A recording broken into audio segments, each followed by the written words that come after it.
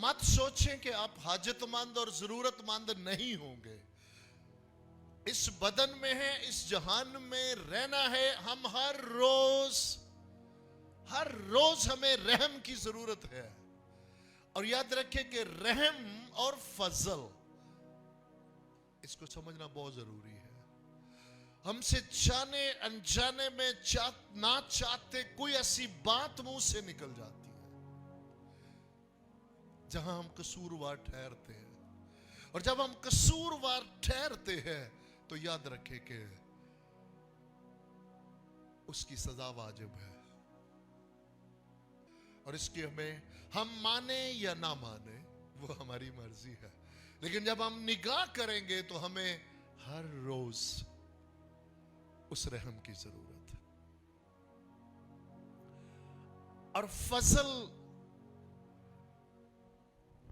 वो गिफ्ट है, वो नेमत है, वो बख्शिश है जो उसके फरजंद होने की है, जो उसने हमें अपने बेटे के लहू से पाक और साफ किया, रास्तबाज ठहराया, अपना रूह हमारी रूह में डाला,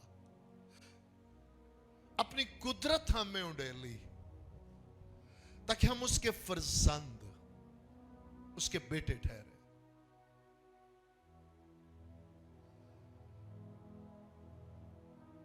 और उस फजल को, फजल कुदरत है, फजल कुव्वत है। इसके लिए जरूरी है कि ज़मानों के आखिर में फजल अगरचे हमें अदन में नजर आएगा, याद रखिएगा वो भी खुदा का फजल है कि जब वहां पे गुनाह हुआ तो एक गुनहगार के गुनाह को ढांकने के लिए एक बेगुनाह का खून बहा। वो भी खुदा का फजल है। लेकिन जब हम खतों में देखते हैं, खुदा के बंदा तितस के खत में कहते हैं, वहां एक खास फजल की तरफ इशारा है।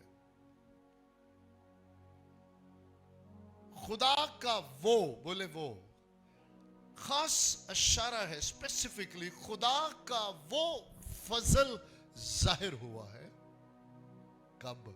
ज़मानों के आखिर में बेटे के वसीला से।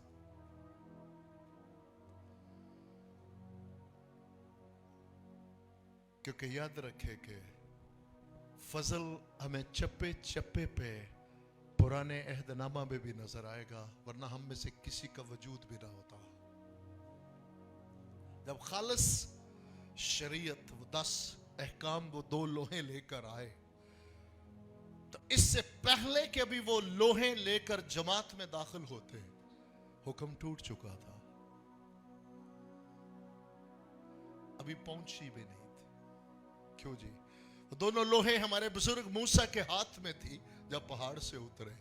और पहला हुक्म क्या था? खुदावंद अपने खुदा से पूरे दिल, पूरी जान, पूरी अकल, पूरी ताकत से मोहब्बत रखना, और कोई शबी, कोई मूरत उसकी मानद ना बनाना। तो वो तो बन चुकी थी। और अगर वो सीधा लेके चले जाते, एक भी नहीं बचता। वो ऊंधे मुंह गिरे, उन्होंने लोहे तोड़ दी और रहम मांगा खुदा का। और फिर खुदा ने रहम किया। याद रखे कि अहद का संदूक, इससे पहले कि दोबारा लोहे देते, 40 दिन और 40 रात दोबारा अपने फजल को जाहिर किया कि किस तरह अहद का संदूक होगा और उसके ऊपर कफारे का सरपोश होगा और उसके अंदर लोहे होंगे। लेकिन बेटे के वसीला से खुदा का वो फजल जाहिर हुआ है जो सब आदमियों की नजात का बायस है। बोले सब। अब कोई पाए या ना पाए ये इंसान पे मुनसर है। हम हर रोज इस बात पर जोर दे रहे और देते रहेंगे ताकि इब्लीस को कहीं मौका ना मिले। बथेरे हैं जो आज भी ये कहते हैं कि जिस दिन खुदा की मर्जी होगी वो मुझे नजात दे देगा। जिस दिन खुदा की मर्जी, हाँ, अगर आप नजात नहीं पा रहे, मेरी बहन, मेरी बेटी, मेरे भाई, ये आपकी अपनी मर्जी है, खुदावंद की नहीं। खुदावंद एक लम्हा एक पल भी जो है वो फजल जाहिर हुआ जो सब आदमियों की नजात का बायस है। साथ रहिएगा। और हमें, और ये नहीं लिखा कि और सबको तरबियत देता, नहीं, सबकी नजात का बायस है और हमें तरबियत देता है, हमें तरबियत देता है। और याद रखिएगा, तालीम नहीं देता। तालीम देने की बात आएगी तो एक टीचर, एक उस्ताद होगा। तरबियत की बात आएगी तो तालीम के साथ तरबियत, एक इंस्ट्रक्टर होगा, एक पर्सन होगा, शख्सियत होगी।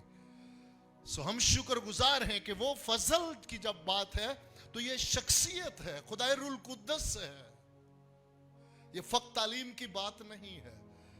और इसको समझना बहुत जरूरी है। एक शख्स पानी में डूब रहा हो और ऊपर से कोई कहे तूने मेरी वो बुक पढ़ी है जो 3 साल पहले मैंने लिखी, उसमें मैंने स्विमिंग के सारे भेद लिख दिए वो बंदा डूब जाएगा। लेकिन अगर ऊपर से कुछ छलांग लगा के उसे पकड़ लाए, बचा ले।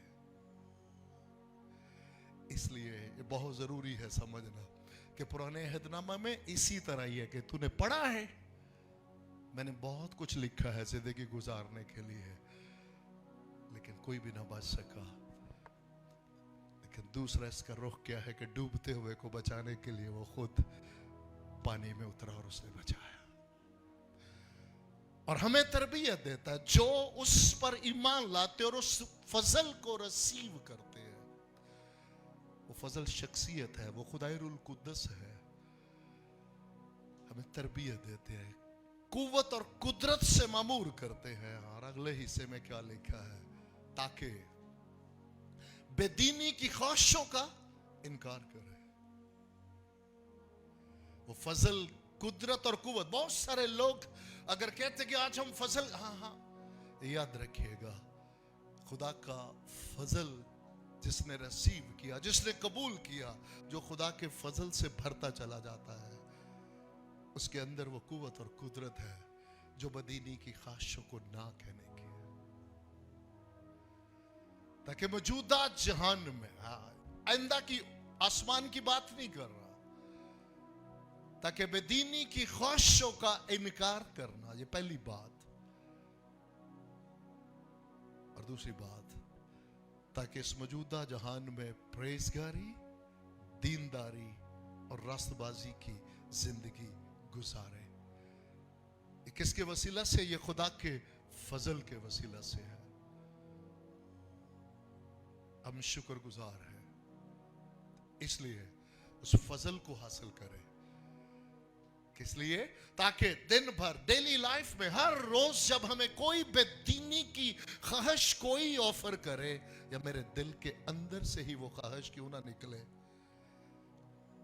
मैं उसे ना कहने की पोजीशन में हूं। वो कोई मुझे ऑफर करे या मेरी अपना जिस्म, पुरानी नेचर मुझे उधर उकसाने की कोशिश करे, मैं उसे ना कह सकूं, ताकि बेदीनी की ख्वाहिशों से इनकार करने की पोजीशन में हो। उधर हम एक तरफ इनकार करते चले जाए और दूसरी तरफ दीनदारी, परहेजगारी और रास्तबाजी के साथ जिंदगी गुजार सके। आमीन।